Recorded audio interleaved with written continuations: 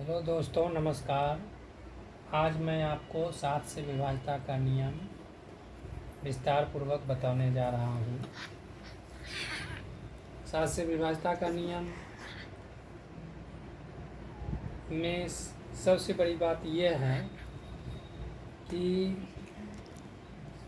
जैसे लिखा हुआ है, यदि किसी संख्या के इकाई और दहाई के स्थान पर स्थित अंक से बनी संख्या में बची संख्या के दोगुने को जोड़ने पर प्राप्त संख्या में यदि 7 से भाग लग जाए तो वह संपूर्ण संख्या 7 से विभाजित हो जाता है।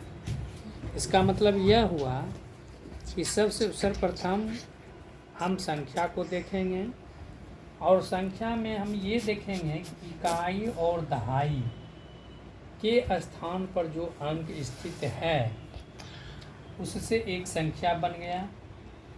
फिर बची संख्या ये हो गया।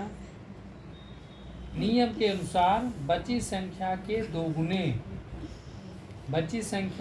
दोगुने को यदि इकाई और दहाई अंक से बनी संख्या में यदि हम जोड़ते हैं तो हमें 77 प्राप्त होता है, अर्थात 77 प्राप्त होता है।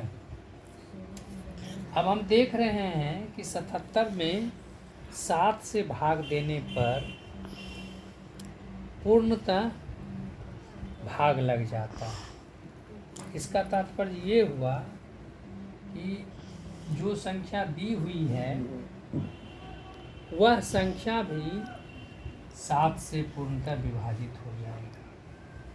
फिर इसको हम लोग दूसरे उदाहरण से समझें। दूसरा में हम लोगों ने लिया है 714।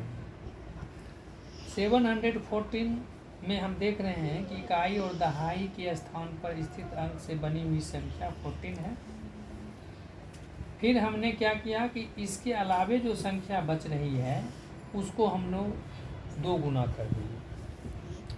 2 गुना करने से बीमास के फार्मूला या बीमास के फार्मूला से हम लोग बोडमास के फार्मूला से हम लोग जानते हैं कि 14 + 14 28 आ गया।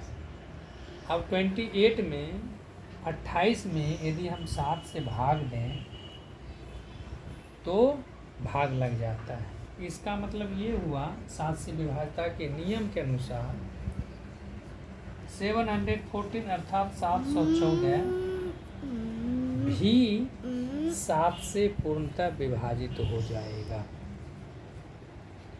आज के लिए बस इतना ही।